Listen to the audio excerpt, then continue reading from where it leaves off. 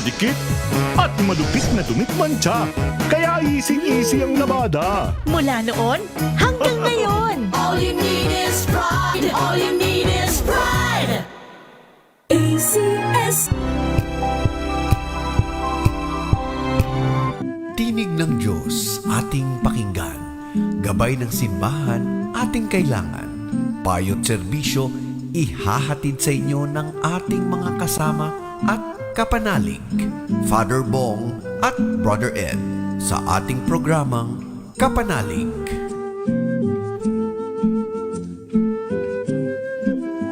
Magandang gabi po mga kapanalig. Narito na po ang palatuntunan kapanalig sa DCRH at sana po kayo nasa mabuting kalagayan. Good evening din, Brother Ed. Magandang gabi, Father Bong. Magandang gabi, Luzon, Visayas, and Mindanao. Live kami ni Father Bong ngayong linggo ng palaspas at pagpapasakit ng Panginoon, March 29. Linggo ng alay kapwa din. Mga minamahal na kapatid, 5 linggo na tayong naghahanda ng sarili para sa pagdiriwang ng Pasko ng pagpakasakit, pagkamatay at muling pagkabuhay ng Panginoon. Sinikap natin unawain at tuparin ang ating pananagutan sa Diyos at sa kapwa-tao alinsunod sa aral at halimbawa ni Jesucristo. Kaysa na ang buong simbahan, sinisimulan natin ngayon ang mga mahal na araw. Si Kristo ay matagumpay na pumasok sa kanyang lungsod upang tuparin ang kanyang gawain bilang Mesiyas. Taimtim nating alalahanin ang pag-aalala niya ng sarili para sa kapwa at sundin natin siya ng may buhay na pananampalataya. Kaysa niya sa pagdurusa sa krus, tayo nawa ay makahati niya sa kanyang tagumpay at kamatayan at sa kanyang bagong buhay. Mga kapatid, manalangin tayo. Sa ngalan ng Ama at ng Anak at ng Espiritu Santo. Amen. Ama naming makapangyarihan, nagdala po kayo ng mga palaspas. Yung sinasabi ng pari, ang mga palaspas na ito ay iyong pagpalain at pabanalin upang sa masaya naming pagbubunyi sa Mesiyas na aming hari, siya ay aming masundan at sa pamamagitan niya ay aming sapitin ang hindi magmamaliw na lungsod ng Jerusalem na kanyang pinaghaharian kasama mo at ang ng Espiritu Santo magpasawalang hanggan. So yan po mga kapanalig, yung pagbabasbas, napakinggan po ninyo, pero hindi na natin po babasahin yung tungkol dito dahil mahaba po ang lalong-lalo na ang gospel. Kaya punto tayo kaagad mga kapanalig sa panalangin para sa linggong ito. Ama naming makapangyarihan, ginawa mong halimbawang dapat tularan ang tagapagligtas naming naging di iba sa amin para ang krus namin ay akayin. Pagindapatin mong sa mga pagdiriwang ay aming kamtin ang kanyang ulirang pagkamatiisin at ang pagkikisalo sa pagkabuhay niyang maningning sa pamamagitan niya kasama ng Espiritu Santo magpasawalang hanggan. Amen. At ngayon mga kapanalig, sa unang pagbasa, ito po'y hango sa aklat ni Propeta Isaías, Kabanata 5. Pakinggan niyo po at ito'y babasahin sa inyo ni Brother Ed. Pagbasa mula sa aklat ni Propeta Isaías. Ang makapangyarihang Panginoon ang nagturo sa akin nang sabihin ko para tulungan ang mahihina. Tuwing umaga'y kanyang binubuksan ang aking pandinig. Nananabik akong malaman kung ano ang ituturo niya sa akin. Binigyan niya ako ng pangunawa Hindi ako naghimagsik ni tumalikod sa kanya. Hindi ako tumutol nang bugbugin nila ako. Hindi ako kumibo nang ako'y kanilang insultuhin. Pinabayaan ko silang bunutin ang buhok ko't balbas. Gayon din nang luran nila ako sa muka. Ang mga pagdustang ginawa nila ay di ko pinapansin pagkat ang makapangyarihang Panginoon ang tumutulong sa akin. Handa akong magtiis sa sampaling parang bato pagkat aking batid na ang sarili ko'y di mapapahiya. Ang salita ng Diyos. Salamat sa Diyos. Mga kapanalig, ang salmong tugunan ay maganda po na ating pakinggan. Yung parang tugon sa unang pagbasa ko. Ito yung sinasabi, Diyos ko, bakit naman ako'y iyong pinabayaan? So, ito po yung Salmo Psalm 21. Bawat taong makakita'y umiiling, nanunukso, palibak at nagtatawat, sinasabi ang ganito, nagtiwala siya sa Diyos, ngunit hindi siya pinansin. Kung talagang minamahal, bakit hindi iniintindihin? May pangkat ng mga buhong na aki pumaligid para akong nasa gitna niyong asong mababangis. Mga kamay ko at paay, butas, sa pakong matulis, ang buto ng katawan ko ay mabibilang sa masid. Pinaghati-hati nila ang damit ko sa katawan. Ang hinubad na tunika'y dinaan sa sapalaran. Huwag mo akong ulilahin. Huwag talikdan, Panginoon, o aking tagapagligtas. Bilisan mo ang pagtulong. Ang lahat ng ginawa mo'y ihahayag ko sa lahat. Sa gitna ng kapulungay, pupurihin kitang ganap. Purihin ang Panginoon ng lahat ng kanyang lingkod. Siya ay inyong dakilain. Gayon ang kan ni Jacob. Ikaw bayan ng Israel ay sumamba at maglingkod. Nakita po ninyo mga kapanalig at tingnan ninyo, ang aking bispo ay pula. Kung kayo po ay nakapagsimba, ito po pula, red, dahil it signifies the blood of Christ that was given, that the Lord was willing to give in order that we will be saved. No? So yan po mga kapanalig. So yan ang unang pagbasa at tayo kaagad po sa ikalawang pagbasa. Ito naman po ay mula sa sulat ni Apostol San Pablo sa mga taga-Pilipos. Kabanata, 2, versikulo 6 hanggang 11. Brother Ed.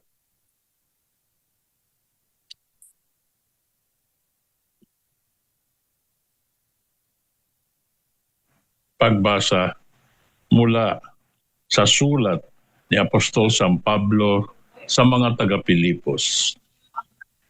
Si Kristo Jesus, bagamat siya ay Diyos, ay hindi nagpilit na manatiling kapantay ng Diyos. Bagkus sinubad niya ang lahat ng katangian ng pagka-Diyos. Nagkatawang tao at namuhay na isang alipin. Nang maging tao, siya ay nagpakababa at naging masunurin hanggang kamatayan. Oo, hanggang kamatayan sa krus. Kaya naman siya ay tinampok ng Diyos at binigyan ng pangalan higit sa lahat ng pangalan. Ano pat ang lahat ng nilalang na nasa langit, nasa lupa, nasa ilalim ng lupa, ay manikluhod na sasamba sa Kanya at ipapahayag ng lahat na si Jesucristo ang Panginoon at ikarangal ng Diyos Ama. Ang salita ng Diyos. Salamat sa Diyos. Mga kapanalig, ang maikling summary po nito ay nagpapakababa si Jesus bilang tao at tinanggap ang kamatayan sa krus, ngunit tinanghal din naman niyang Panginoon ng langit at lupa sa kanyang muling pagkabuhay. Ang tanong po, mga kapanalig, ito sa kalawang pagbasa. Ang ugali mo ba ay tulad ng kay Jesus? Ikaw ba ay katulad niyang magpakumbaba at masunurin? Iniligtas tayo ni Jesus sa kanyang kababaang loob at pagkamasunurin. Mga kapanalig, paano mo ipinahahayag ang iyong pasasalamat sa kanyang ginawa para sa atin? Nagdala tayo ng palaspas. Tayo ay napakinggan natin ang banal na misa. Dumadala natin yung palaspas at yan ay ilalagay natin sa door, no? Sa inyong door po, sa bahay ninyo. Para baga sinasabi, ang nakatira dito ay naniniwala na si Jesus ang dumating na Mesiyas upang tayo itawid mula sa kadiliman tungo saan? Hindi dilim, kundi liwanag. So yan po. Oras po natin ngayon, our time now is 54 minutes after 7 in the evening. Ang oras na yan ay hatid sa inyo ng Gaan ng pak? Amoy forever. Amoy LQ. Amoy New Cala Berry Blooms. Amoy Cala, amoy good vibes.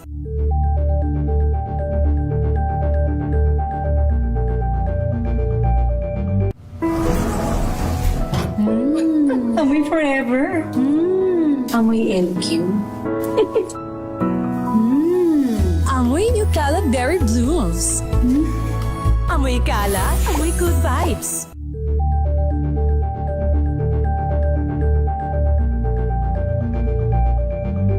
Maulan man, no worries na amoy kulong ang damit. Charm Fabcon, bangong pumakabloom, tanggal amoy kulog sa bango ng charm. Kaya gamit ko, Charm Fabcon with Bloom Fresh technology. Kills 99.9% of kulob-causing bacteria.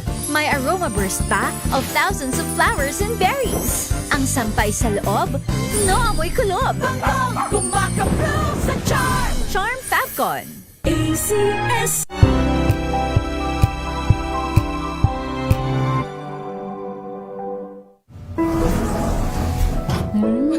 Amoy forever. Amoy LQ. Amoy New Cala Berry Blooms. Amoy Cala, amoy good vibes.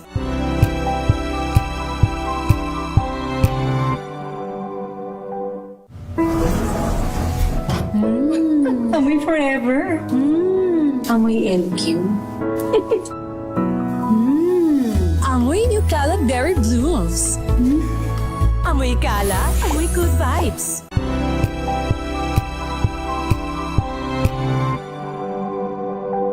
Curious ka ba sa maraming bagay? Kami na ang bahala dyan. Aalamin, tutuklasin at bibigyang linaw namin ang mga katanungang bumabagabag sa inyong isipan. Sa programa kung saan ang bawat sagot ay galing lamang sa mga eksperto. Ang Expert's Opinion, tuwing linggo 3:00 ng hapon, dito lang sa DZRH TV.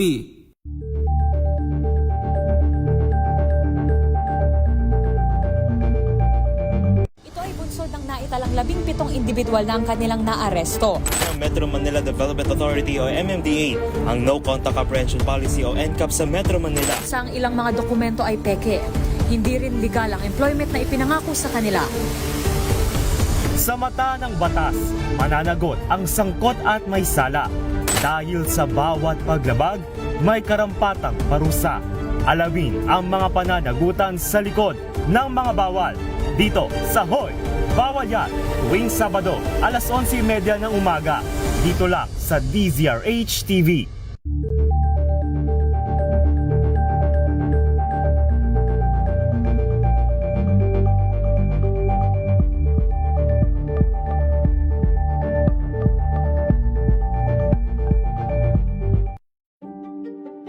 Buklatin ang mga pahina. Pakinggan ang boses ng lipunan.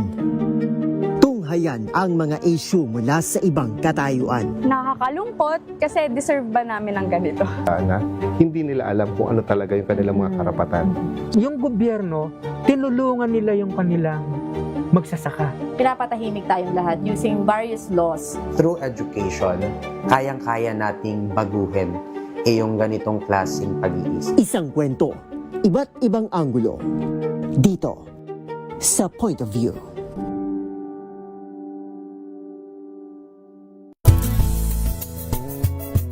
Number 1 na naman ang inyong DZRH sa latest survey ng Kantar Media na inilabas nitong January 2026. Hindi lang sa Metro Manila, kundi pati rin sa Mega Manila.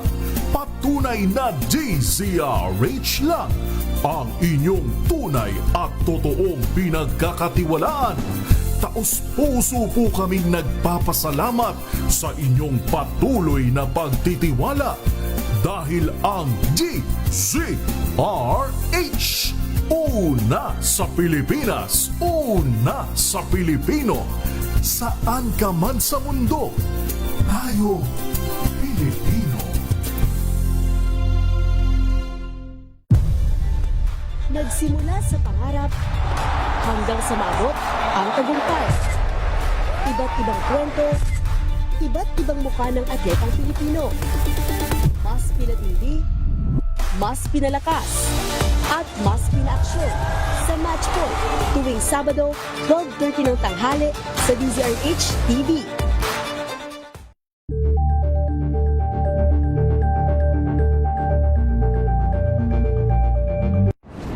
Kung good vibes ang hanap mo, dito ka na sa sigurado! Mula sa mga istoryang nagbibigay ng inspirasyon hanggang sa mga kwentong may dalang solusyon. Mga balitang pampagaan ang pakiramdam at pampaganda ng araw. Hindi lang ba sa good news, kundi the better news. Mula Lunes hanggang Biyernes, 1:00 ng tanghali sa DZRH TV.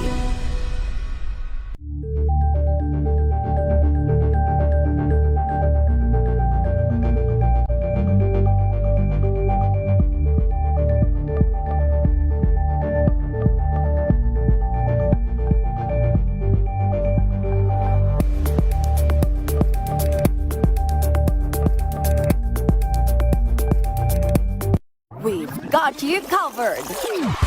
From the hottest hits, exclusive interviews, kilig to the bones fan meet experience, and hataw performances of your favorite stars. Saturdays, 12 noon, dito lang sa DZRH TV.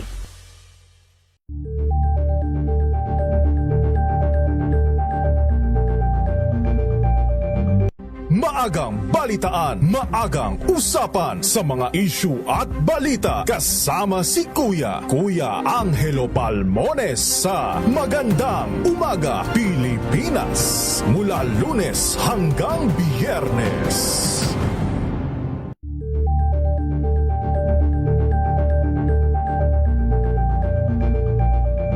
Alamin ang mga maiinit na isyung pambayan, mga balitang kailangan mong malaman, usapin sa pamahalaan, politika, ekonomiya at kabuhayan. Ito ang mga dapat mong malaman, pakialaman at pag-uusapan dahil kayo ang tinig ng mamamayan dito sa Damdaming Bayan. Live sa DZRH Radio, DZRH TV at DZRH Digital. Kasama sina Lakay, Deo Macalma at Elaine Apit. Araw-araw, Lunes hanggang Biyernes. Damdaming Bayan.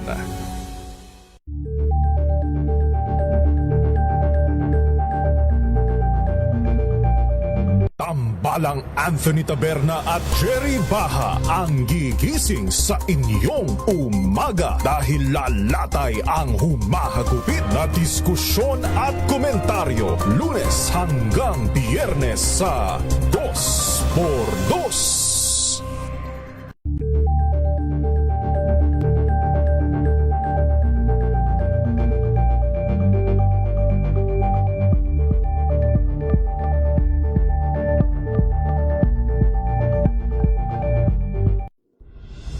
Tuloy-tuloy ang pagtulong, tuloy-tuloy ang pagseserbisyo at tuloy-tuloy ang balitaan kasama si May Binauhan sa Operation Tulong mula Lunes hanggang Biyernes. Number 1 na naman ang inyong DZRH sa latest survey ng Kantar Media na inilabas nitong January 2026. Hindi lang sa Metro Manila, kundi pati rin sa Mega Manila. Patunay na DZRH lang ang inyong tunay at totoong pinagkakatiwalaan. Taos-puso po kaming nagpapasalamat sa inyong patuloy na pagtitiwala dahil ang DZRH una sa Pilipinas, una sa Pilipino. Saan ka man sa mundo, tayo Pilipino.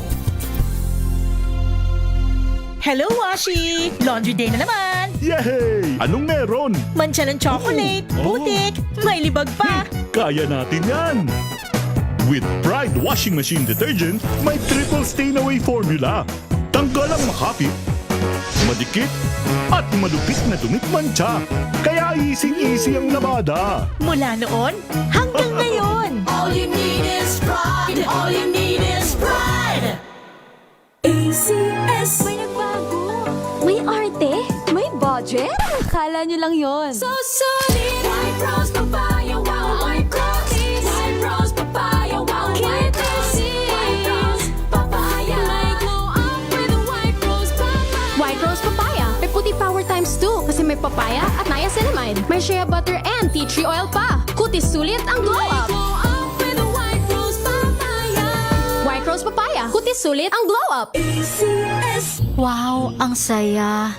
Isang barangay na labada, puro mancha pa. Goodbye, pahinga. Mommy, isang laba lang yan sa Pride Bar Blue. May powerful stain-away enzymes na malupit sa dumit mancha. At di masakit sa kamay. Isang laba lang yan! Hello, pahinga. Hello, Pride Bar Blue! ACS.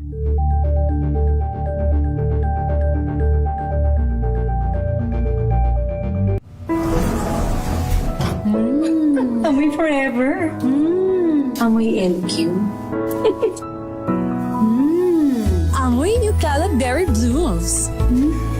Amoy kalat, amoy good vibes.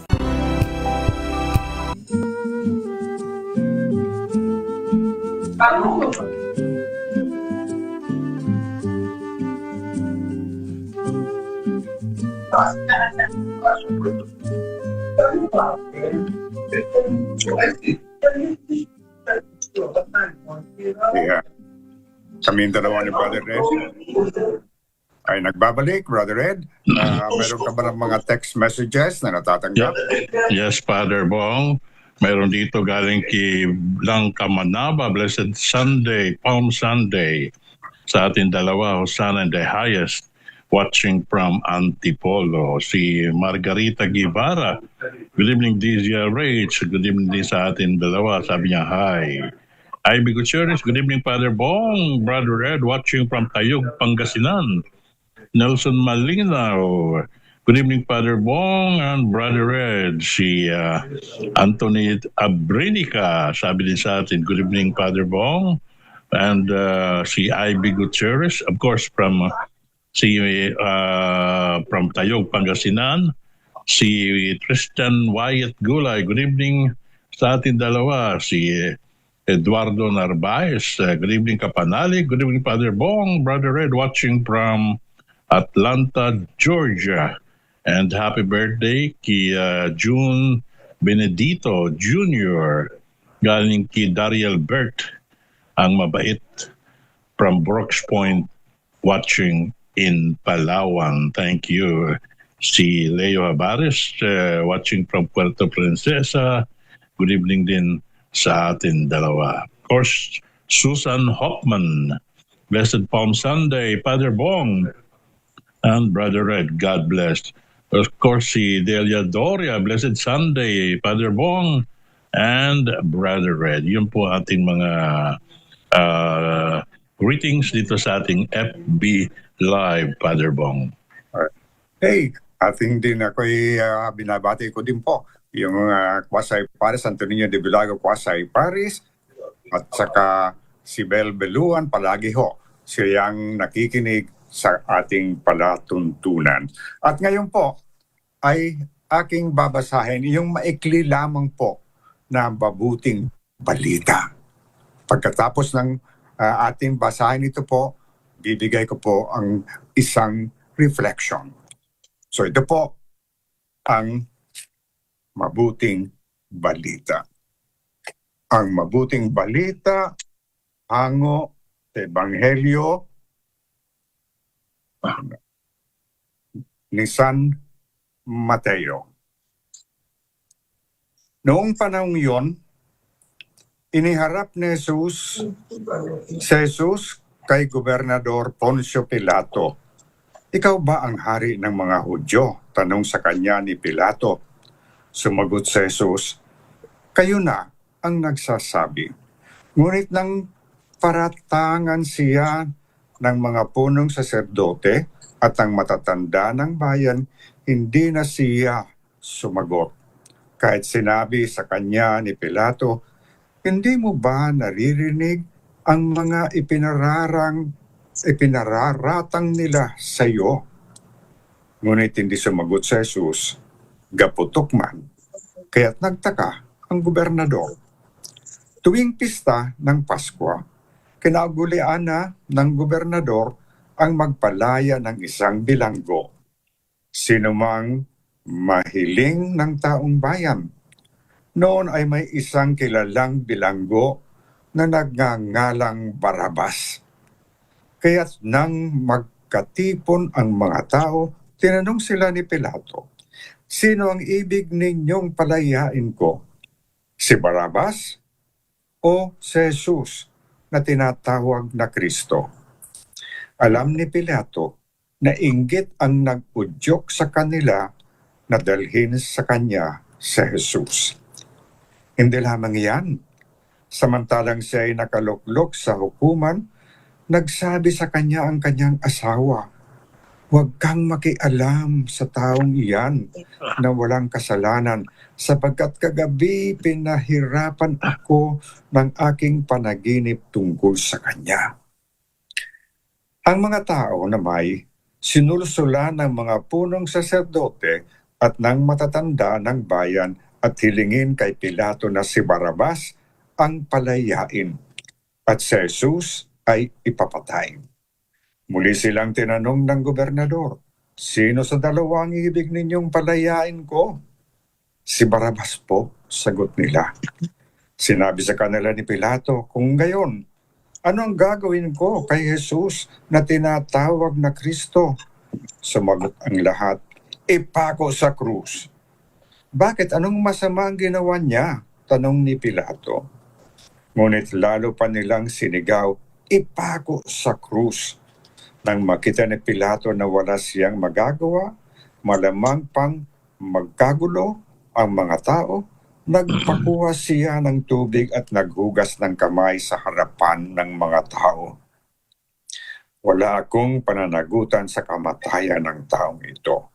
Bahala kayo, sabi ni Pilato. Sumagot ang mga tao, pinanagutan namin at ng aming mga anak ang pagkamatay niya. At pinalaya niya si Barrabas. Ngunit ipinagupit si Jesus at ibinigay sa kanila upang ipako sa krus.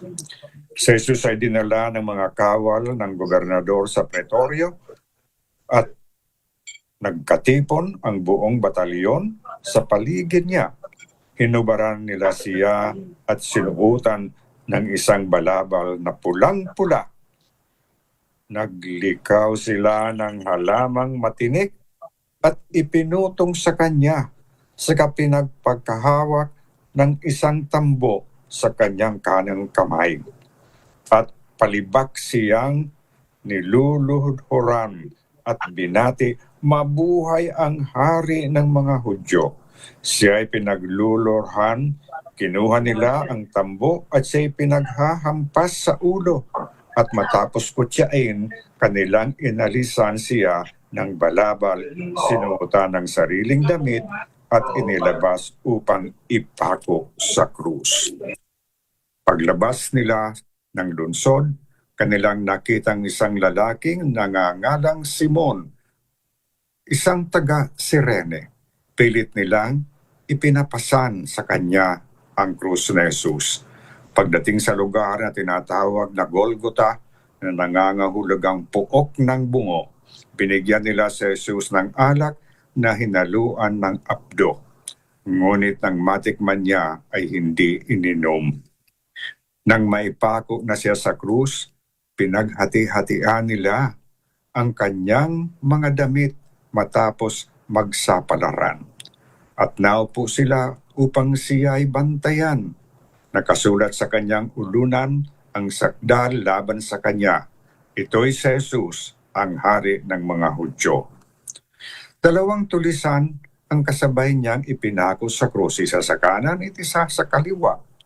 Nilibak siya ng nagdaraan at tango-tango pang sinabi, di ba ikaw ang gigiba ng templo at muling magtatayo nito sa loob ng 3 araw? Iligtas mo ngayon ang iyong sarili.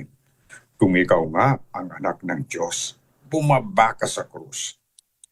Kinutya rin siya ng mga punong saserdote, ng mga eskriba at ng matatanda ng bayan. Sabi nila, iniligtas ang iba't ngunit ang sarili di ay ligtas. Di ba siya ang hari ng Israel? Bumbalang siya ngayon sa krus. Maniniwala kami sa kanya. Nananalig siya sa Diyos at sinasabi niya, siya ang anak ng Diyos. Iligtas siya ng Diyos kung talagang iniibig siya. At inalipusta rin siya ng mga tulisang ipinakong kasabay niya. Mula sa tanghaling tapat hanggang sa 3 ng hapon, ay nagdilim sa buong lupain. Nang mag-3 ng hapon, sumigaw si Jesus, Eli, Eli, lama sabachthani. Ibig sabihin, Diyos ko, bakit mo ako pinabayaan? Narinig ito ng ilan sa mga nakatayo roon at sinabi nila, tinatawag niya si Elias. Agad tumakbo ang isa sa kanila at kumuha ng esponga. Tinigmak na maasim ng alak, inilagay sa dulo ng isang tambo at ipinasipsip kay Jesus. Ngunit sinabi naman ng iba, hintay muna, tingnan natin kung darating si Elias upang iligtas siya. Muling sumigaw si Jesus at nagulan at nalagutan ng hininga. Biglang napunit sa gitna ng tabing ng templo, mula sa itaas hanggang sa ibaba, nayanig ang lupa nagbitak ang mga bato, nabuksan ang mga libingan, at nabuhay ang maraming banal na namatay na. Lumabas sila ng libingan at nang muling mabuhay si Jesus, sila'y pumasok sa banal na lungsod at nakita roon ng marami. Nasindak ang kapitan at ang mga kawal na nagbabantay kay Jesus nang maramdaman nila ang lindol at masaksihan lahat na nangyari. Tunay na ito'y anak ng Diyos, sabi nila. Ang mabuting balita ng Panginoon. Ngayon po, mga kapanalig, kaunting reflection sa napakinggan nating mabuting balita. Today's celebration is called Palm Sunday of the Lord's Passion. And the gospel proclaims is the passion of Jesus Christ. Kapag naririnig mula natin ang salitang passion, karamihan nating naiisip ang paghihirap. At tama naman yun. Narinig natin sa pagbasa ng pasyon ang pagtataksil and rejection, ang pagpapahirap, ang pagpapakasakit, at ang kamatayan ni Jesus. The passion is not only about what Jesus suffered. It is about what He chose. Si Jesus ay hindi basta biktima ng isang trahedya. Siya ang anak na malayang nagsabi, Father, not my will, but yours be done. Alam niya ang mangyayari at pinili pa rin niyang tahakin ang daan. At bakit? Because He is passionate not only in suffering but in love. Si Jesus ay passionate sa pagsunod sa kalooban ng Ama, passionate sa pagpapalaganap ng paghahari ng Diyos, passionate sa paghahatid ng mabuting balita sa mga dukha at sa paglingkod sa mga nangangailangan. At sa gitna ng lahat ng ito, malinaw ang kanyang puso. He chooses us. He chooses to love us fully and faithfully, holding nothing back. At ito ang ipinahahayag sa atin ng banal na krus. Jesus is passionate about loving us.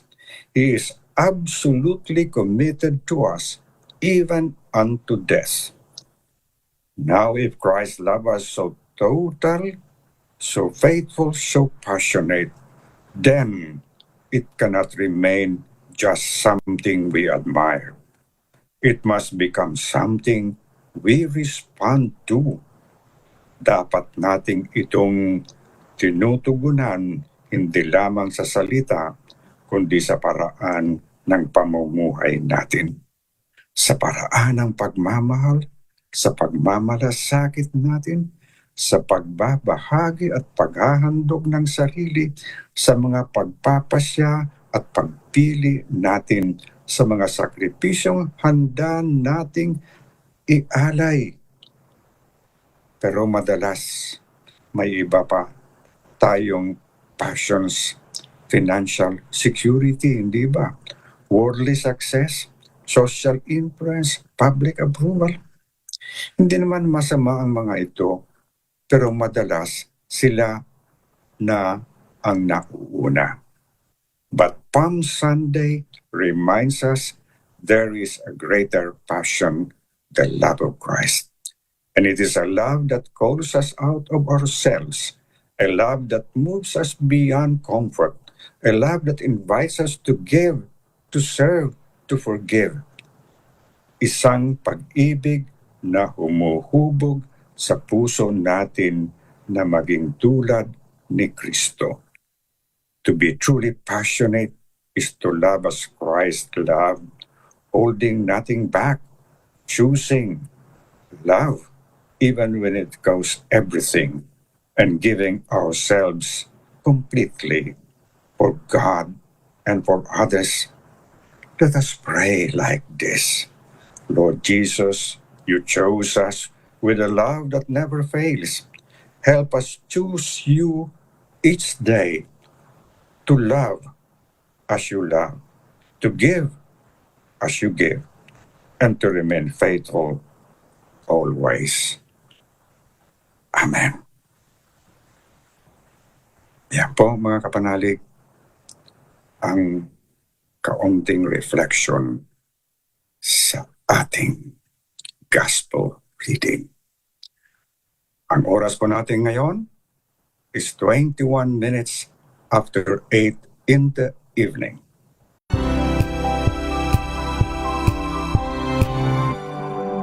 Tinesting, sinuri, siniyasan. Ang resulta? Super effective ang Shield sa pagpatay ng bakterya at virus. Shield Antibacterial Soap. Believe ang mga eksperto sa Philippine Nurses Association. At si Mami. Tiwala ako sa Shield. Shield Antibacterial Soap. Napatunayang mabisa. Ang mga nurse, tiwala. ACS. Amoy forever. Amoy NQ. Amoy New Cala Berry Blooms. Amoy Cala, amoy good vibes.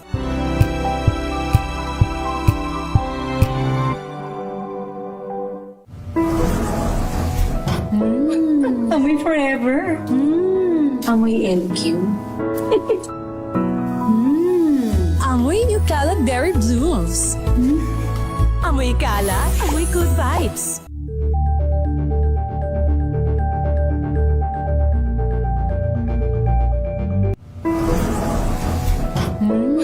Amoy forever. Amoy NQ. Amoy New Cala Berry Blooms. Amoy Cala, amoy good vibes.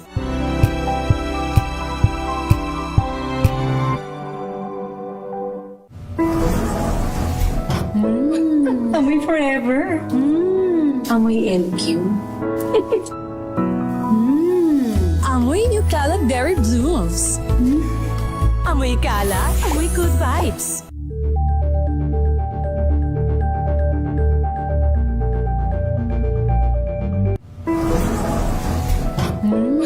Amoy forever. Amoy NQ. Amoy New Cala Berry Blooms. Amoy Cala, amoy good vibes.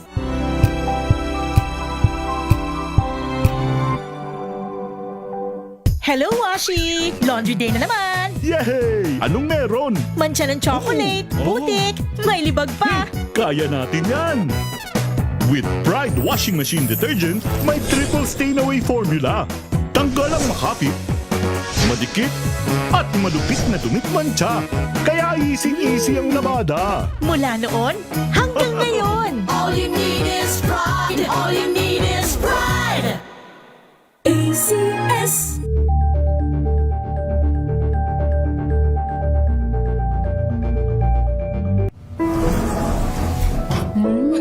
Amoy forever. Amoy NQ. Amoy New Cala Berry Blooms. Amoy Cala, amoy good vibes.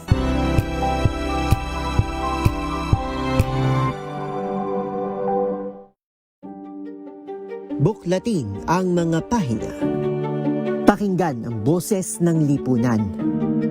Tunghayan ang mga issue mula sa ibang katayuan. Nakakalungkot kasi deserve ba namin ng ganito? Na hindi nila alam kung ano talaga yung kanilang mga karapatan. Yung gobyerno, tinulungan nila yung kanilang magsasaka. Pinapatahimik tayong lahat using various laws. Through education, kayang-kaya nating baguhin yung ganitong klaseng pag-iisip. Isang kwento, iba't ibang anggulo. Dito, sa Point of View.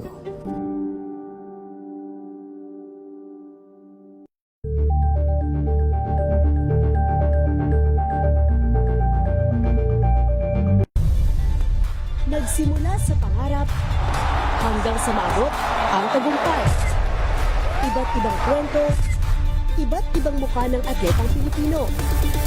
Mas pinatindi, mas pinalakas, at mas pinaaksyon sa Match Point tuwing Sabado, 12:30 ng tanghali sa DZRH TV.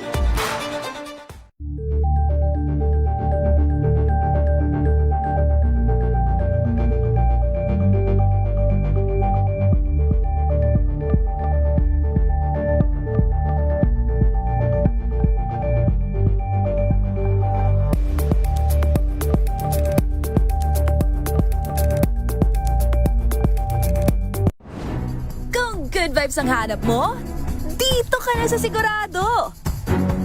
Mula sa mga istoryang nagbibigay ng inspirasyon hanggang sa mga kwentong may dalang solusyon. Mga balitang pampagaan ang pakiramdam at pampaganda ng araw. Hindi lang basta good news, kundi the better. Nagbabalik ang ating kasama at kapanalig, Father Bong at Brother Ed, sa ating programang Kapanalig. Tempo mga kapanalig, ang dalawa ni Brother Ed ay nagbabalik. Brother Ed, meron ka pa ba dyan ng mga text messages na natatanggap? Yes, Father Bong, sa ating YouTube Live, si Teresita Atienza, nakikinig siya sa Santa Rosa, Laguna. At si Ivy Gutierrez from Tayog, si Nelson Malinaw, Antonia Brenica, Jelamin Abdullah, at of course si Florence Rigado sa ating FB Live, Father Bong. Ayun. So yan po mga kapanalig. At ngayon, dumako tayo sa panalangin ng bayan, Brother Ed. Yung panalangin ng bayan. Mga kapatid, dumulog tayo sa ating Diyos, Ama, upang sa pakikiisan natin sa pagpapakasakit ni Jesus, makiisa rin niya tayo sa kanyang kaluwalhatian. Manalangin tayo. Ama namin, dinggin mo kami. Para sa Santo Papa, mga obispo, pare, diakono, maging totoong saksi nawa sila ni Kristo sa pamamagitan ng kanilang taos-pusong paglilingkod sa bayan ng Diyos. Manalangin tayo. Ama namin, dinggin mo kami. Para sa programang Alay Kapwa, maging mabisang daan nawa ito upang matugunan ang mga suliraning panglipunan at mas matulungan ang mga nangangailangan. Manalangin tayo. Ama namin, dinggin mo kami. Para sa mga catechumenes, magabayan nawa nila sa landas ng pagpapakabanal tungo sa Diyos na kailangang naisundan. Manalangin tayo. Ama namin, dinggin mo kami. Ama, dinggin mo ang panalangin ng iyong mga anak. Ipagkaloob mo nawa ito ayon sa iyong dakilang pag-ibig at awa sa pamamagitan ni Kristong aming Panginoon. Amen. Amen. At ngayon, mga kapanalig, ang pagbabasbas. Magsiyuko kayo at hingin ang pagpapala ng Diyos. Ilagay ninyo ang kanang kamay ninyo sa harap doon sa iyong puso. O Diyos amang maawain na nagkaloob ng isa inyo ng anak niyang nagpakasakit bilang huwaran ng pag-ibig, ay siya nawang magkaloob sa inyo ng lahat ng mabubuting bagay pakundangan sa paglilingkod ninyo sa Kanya at sa kapwa ngayon at magpasawalang hanggan. Amen. Pakundangan sa Kanyang kamatayan upang kayo'y huwag dumanas na walang katapusang pagkamatay, makamtanawa ninyo ang buhay na walang hanggan. Amen. Pakundangan sa pagpapakumbaba niya para sa inyong kapakanan, kayo naway makasalo sa kanyang muling pagkabuhay ngayon at magpasawalang hanggan. Amen. At pagpalain kayo ng makapangyarihang Diyos, Anak at Ama at ang Espiritu Santo. Amen. Mga kapanalig, nasa mga Holy Week na tayo, mga kapanalig. Sanang itong week na Holy Week, mga kapanalig, ay magbigay sa atin ng kapayapaan, pagpupumbaba, kaligayahan. Because it ends with the resurrection of Christ. Mga kapanalig, it's only once a year that we celebrate this. So, make it truly a holiday for you. A holy day for you. Huwag natin para excursion lamang. No. It is really a call for us to go back to the Lord. Be one with Him. Huwag tayong matakot. You will be happy. If you have not made the Station of the Cross yet, mayroon pang pagkakataon. All the churches have the Station of the Cross. Bring your family, go to the first station, second station, and so on. And in the end, you not only bring your family, it brings the family together.